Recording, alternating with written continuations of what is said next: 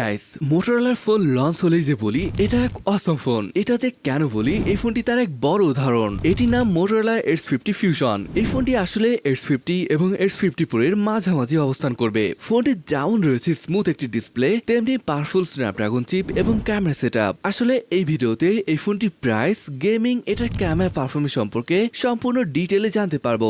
আশা করব সম্পূর্ণ ভিডিও জুড়ে আমার সাথেই থাকবেন। তো আর কি, আসুন শুরু করি আজকের ভিডিওটি। স্মার্টফোনটি দেখতে খুবই প্রিমিয়াম লাগছে। ডুয়েল ক্যামেরা সেটআপ এবং মাঝে খুবই সুন্দরভাবে মোটরোলার ব্র্যান্ডিং করা হয়েছে। ব্যাক প্যানেল ভেগান লেদারের। বেশ কয়েকটি কালার অপশনে ফোনটি পাওয়া যাবে, ফরেস্ট ব্লু, মার্শমেলো ব্লু এবং হট পিঙ্ক। গাইস, ফোনটির থিকনেস অনলি 7.9 মিলিমিটার। তবে সব থেকে অবাক লেগেছে ফোনটির ওজন দেখে, অনলি 177.8 গ্রাম। জি গাইস, ফোনটি হালকা পাতলা, সে সাথে ভেগান লেদারের, যার কারণে ইনহ্যান্ড ফিল খুবই ভালো পাওয়া যাবে। পোর্টস এবং বাটনই বলে বটন রয়েছে সিম card tray, microphone, USB Type-C port এবং স্পিকার। রাইট হ্যান্ড সাইডে পেয়ে যাবেন পাওয়ার অন অফ বাটন, সাথে থাকবে ভলিউম আপ ডাউন বাটন। আর এখানে পাচ্ছেন আরো একটি মাইক, উপরে নয়েজ ক্যান্সেলেশন মাইক এবং সাথে রয়েছে ডলবি অ্যাটমসের ব্র্যান্ডিং। হ্যাঁ, উপরে হয়তো স্পিকার নেই, তবে এই ফোনটিতে স্টুডিও স্পিকারের সেটআপ রয়েছে, অর্থাৎ ইয়ারপিসেই রয়েছে অন্য আরেকটি স্পিকার। আর এখানকার যে সিম কার্ড স্লটটি রয়েছে, এখানে কোনো SD কার্ড ব্যবহার করতে পারবেন না, তবে ডুয়েল হ্যান্ড সিম কার্ড ব্যবহারের সুবিধা রয়েছে। আর সব থেকে যে বিষয়টা ভালো লেগেছে, এখানে আপনি IP68 রেটিং পেয়ে যাচ্ছেন। মানে এটি যে প্রাইসে লঞ্চ হয়েছে, এই প্রাইসে IP68, ব্যাপারটা দারুণ ছিল। অলরাইট গাইস, বাইরে কি আছে তা তো দেখলাম, চলুন এবার ভিতরে কি আছে তা দেখে আসি।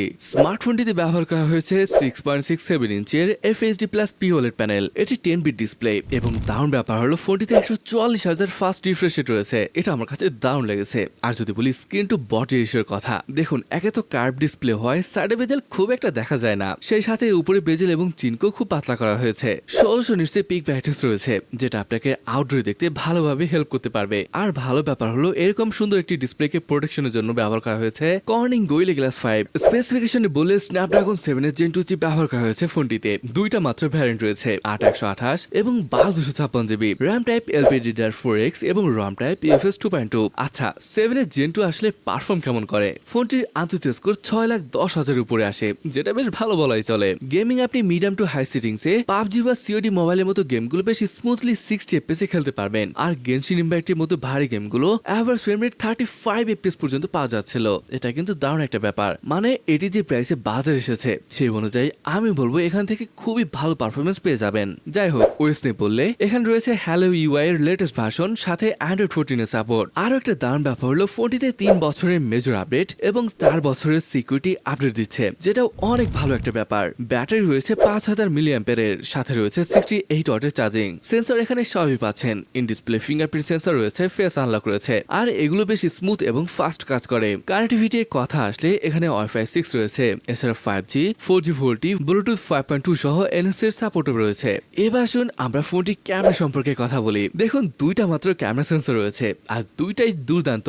মেইন ক্যামেরা হিসেবে ব্যবহার করা হয়েছে 50 মেগাপিক্সেলের Sony LYT-700C সেন্সর। আর এটাই প্রথম কোন স্মার্টফোন যেখানে এই সেন্সরটি ব্যবহার করা হয়েছে। অন্যটি 13 মেগাপিক্সেলের আল্ট্রা ওয়াইড। ফ্রন্ট আসলে এখানে পেয়ে যাবেন 32 মেগাপিক্সেলের একটি সেন্সরকে। গাইস, এবার আসুন আমরা ফটো স্যাম্পল দেখে আসি।